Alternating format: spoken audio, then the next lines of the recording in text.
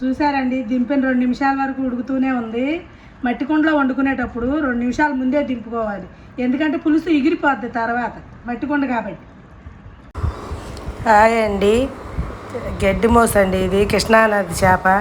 చేసుకునే విధానం చూద్దాము. ముందుగా పులుసు అంతా తీసుకోవాలండి, అటు ఇటు కోసుకొని తోమాలండి. బాగా తోమినాక ముక్కలో ఉప్పుతో కడగాలండి. బాగా 2-3 సార్లు కడుక్కోవాలి. నేను కూడా కడిగాను, లాంగ్ అయిపోద్దని మీకు చూపించలేదు అండి. గడ్డి మోసు పులుసు వేసుకునే విధానం చూద్దామండి. శుభ్రంగా చేసుకున్నాము. ఇప్పుడు వండుపాటను చూద్దాము రండి. నూనె వేసుకున్నామండి, పచ్చిమిరకాయ ముక్కలు వేసుకున్నామండి.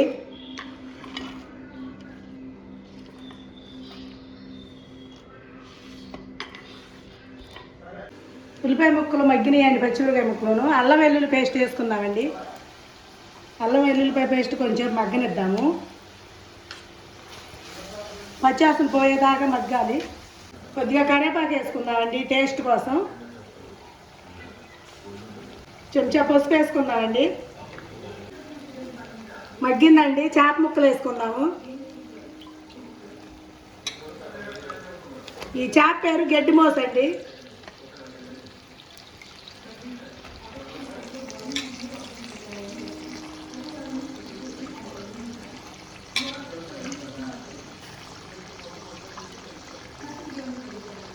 ఇలా పచ్చిగా ఉన్నప్పుడే ఒకసారి తిప్పుకోవాలండి, తర్వాత ఉడికినాక తిప్పకూడదండి, ముక్క చిదిరిపోద్ది.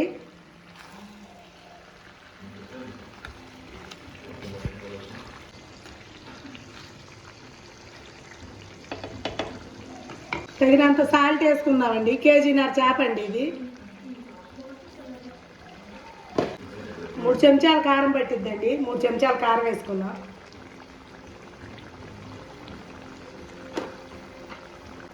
చింతపండు పులుసు పోసుకుందామండి.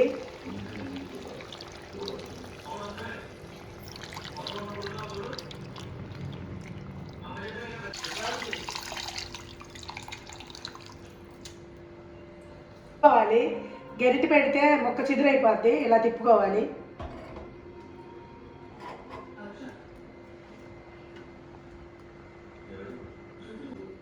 మూత పెట్టుకుని ఒక పావు గంట ఉడకనిద్దాము.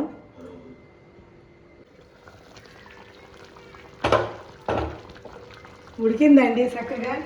కొత్తిమీర వేసుకుందామండి.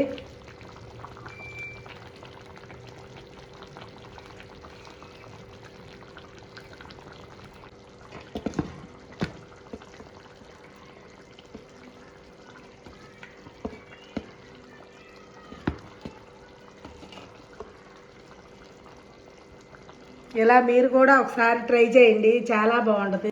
చూసారండి, దింపిన 2 నిమిషాల వరకు ఉడుకుతూనే ఉంది. మట్టి కుండలో వండుకునేటప్పుడు 2 నిమిషాల ముందే దింపుకోవాలి, ఎందుకంటే పులుసు ఎగిరిపోద్ది తర్వాత, మట్టి కుండ కాబట్టి.